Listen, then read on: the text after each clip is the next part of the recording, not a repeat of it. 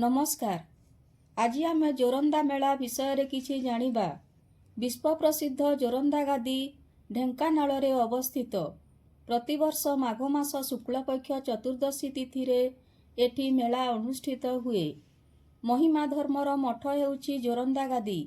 साधु सन्थ बाबाजींकर मिलन स्थल।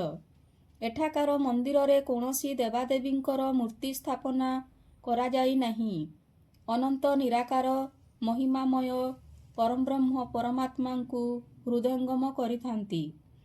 तांको नामरे अखंड दीप एवं धुनी जला हुए। विश्व शांति प्रतिष्ठा पाई साधु माने प्रार्थना करिथांती। एठाकार भक्त माने अति सरल जीवन यापन करी निरामिष भोजन खाइथांती। मेला दिन एठारे लोकंकर गहली लागे। विश्वर कोण अनुकोणरू भक्त माने एठाकू आसीथांती। धन्यवाद।